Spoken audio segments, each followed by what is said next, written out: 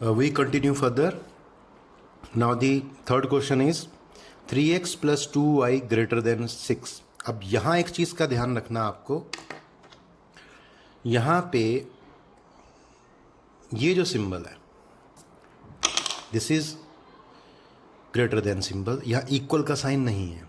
तो देखो इस क्वेश्चन को हम किस तरह से करते हैं। तो ये क्वेश्चन थोड़ा सा इंपॉर्टेंट हो जाता है। क्यों? इसमें आपको एक चीज़ का खास ध्यान रखना होगा। देखो कैसे, we have 3x plus 2y greater than 6। Method वही है, चाहे इक्वल है चाहे इक्वल नहीं है, आपने इसको कन्वर्ट तो करना ही है equation. Converting the inequation into equation we have 3x plus 2y equal to 6।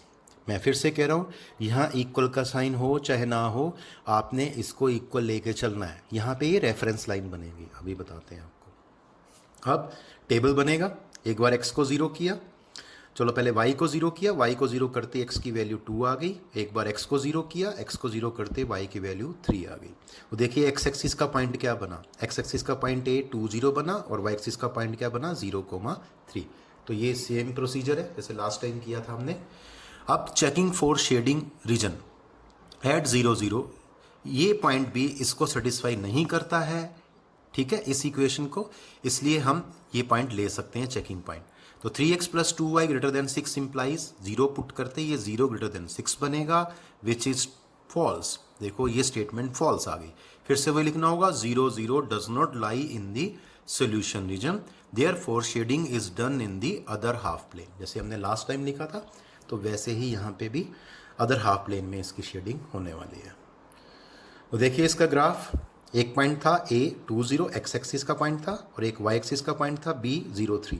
Join करते ही लाइन बनेगी, पर मेन चीज़ आ गई, यहाँ इक्वल टू का साइन नहीं था क्वेश्चन में। यहाँ पे इक्वल टू का साइन नहीं था, इसलिए यहाँ पे डॉटेड लाइन ट्रेस करेंगे आप।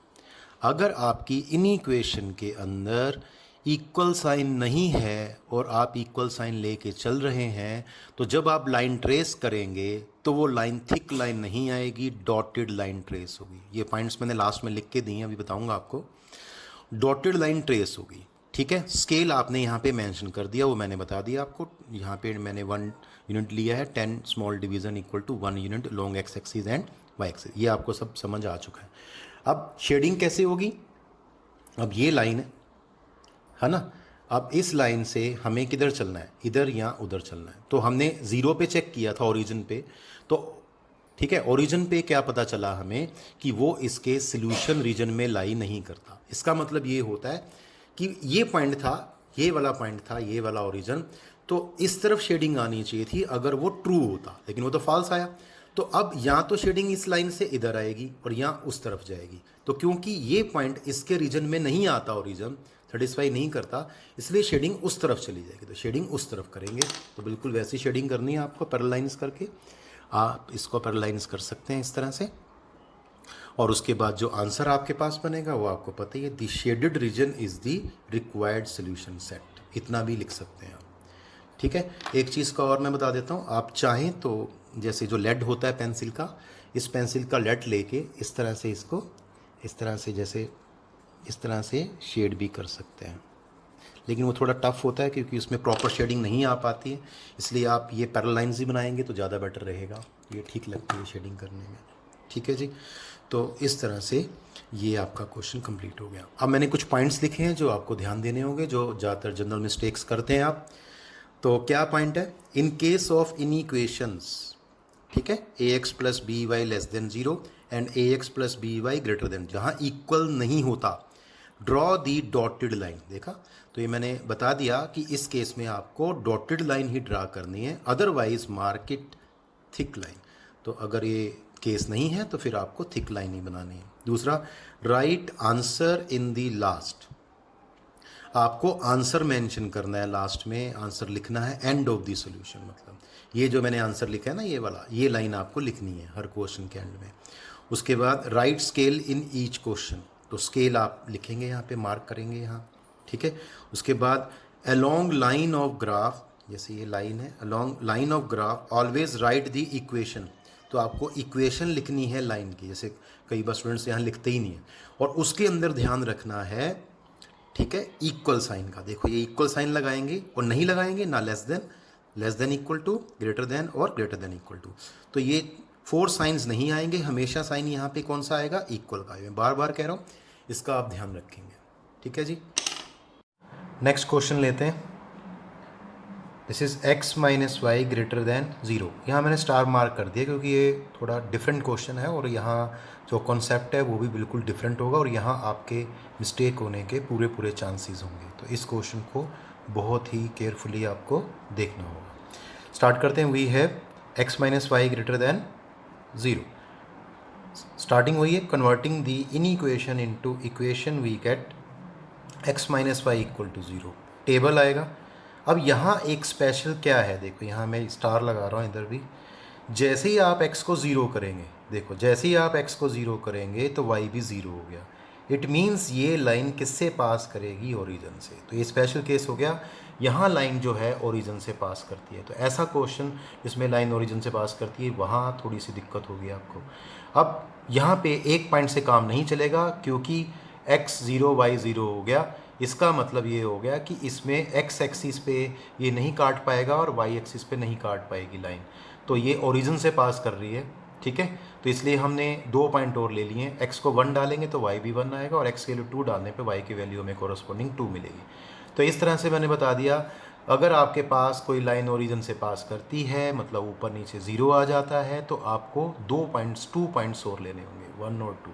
2 पे 2 वैल्यू आ गई तो 3 पॉइंट्स हो गए आपके पास। एक ओरिजिन हो गया, एक ए पॉइंट 1 1 और बी पॉइंट 2 2 हो गया। इन पॉइंट्स की प्लॉटिंग हम वहाँ पे कर देंगे।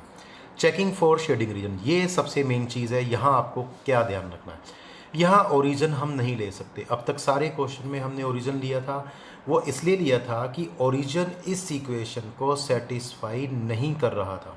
यहाँ अगर मैं 0 0 लूँगा तो ये सेटिस्फाई कर देगा, तो 0 इक्वल टू 0 आ जाएगा। तो इसका मतलब ये जो पॉइंट होगा इस लाइन पे लाई करेगा, तो न्यूट्रल रहेगा।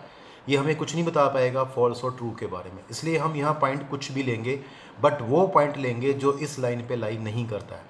तो फिलहाल मैंने ले लिया 1, 0। अभी मैं ग्राफ में दिखाऊंगा आपको कि ये पॉइंट उस लाइन पे लाई नहीं करता है। तो कोई भी पॉइंट ले सकते हैं आप। 1 0 पे हम चेक करेंगे x minus Y greater than 0। तो यहाँ हमने वैल्यू डाली x की 1 और y की 0, तो 1 ग्रेटर देन 0 रिजल्ट आया।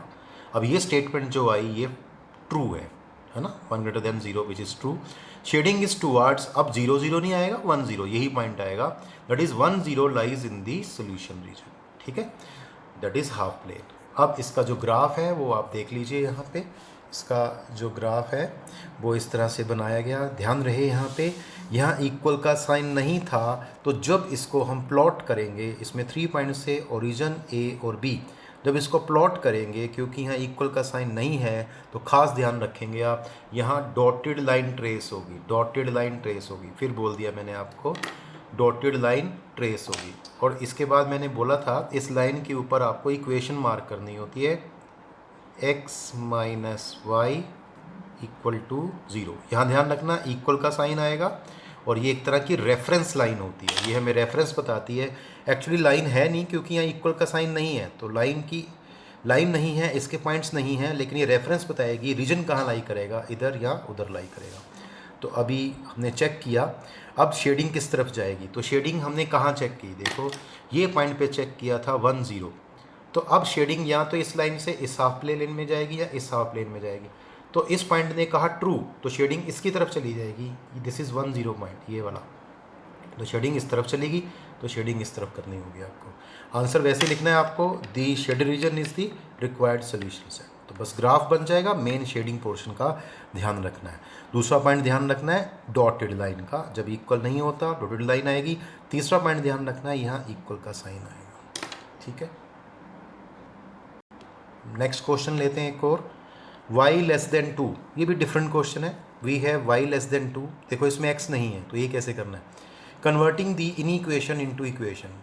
स्टेप वही है, y इक्वल टू 2। अब y इक्वल टू 2 क्या होता है, तो आपको याद रखना है, अगर कोई इक्वेशन y में है और उसमें x का पोर्शन नहीं है, x की टर्म नहीं है, तो वो लाइन हमेशा क्या रिप्रेजेंट करती है, this is the equation of a line, this equation represent the equation of a line parallel to x axis.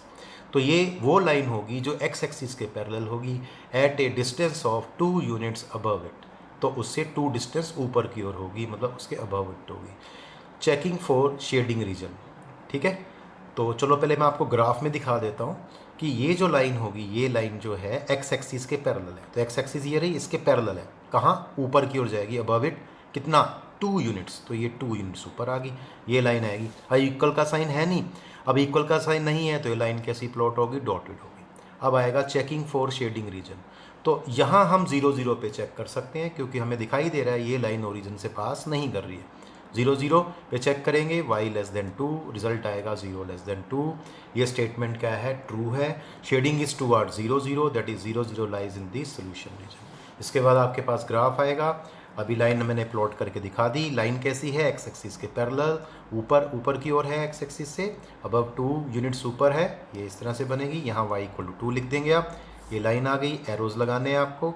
और शेडिंग देखिए कहाँ करनी है आपको, इस लाइन ने 2 हाफ प्लेन्स कर दिए, ऊपर और नीचे।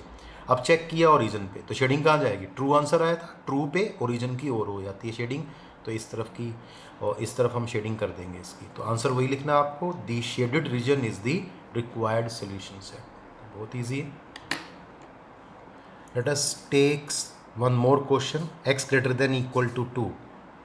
स्टार्ट करते हैं सोल्यूशन में। वी है x greater than equal to 2, तो स्टार्टिंग वही पॉइंट है, converting the equation into equation we get, तो x किसके इक्वल आ गया, 2। अब याद रखना x=2, अगर x में इक्वेशन है, y की टर्म नहीं है, तो ये लाइन हमेशा y एक्सिस के पैरेलल होगी और डिस्टेंस कितना रहेगा, 2 यूनिट्स। किधर रहेगा, इसके राइट साइड में रहेगा। तो कैसे एक्सप्लेन करना है, this is the equation of a line parallel to y axis at a distance of 2 units from it to right side.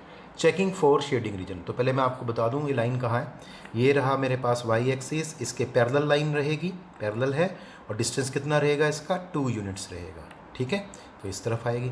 अब चेकिंग के लिए वही हमने 0 0 पे चेक कर सकते हैं, क्यों, क्योंकि ये ओरिजिन से लाइन पास नहीं कर रही है, ओरिजिन इसको सेटिस्फाई नहीं कर रहा है। तो क्या आएगा, x greater than equal to 2 implies, तो x को 0 रखेंगे तो 0 greater than equal to 2 आएगा।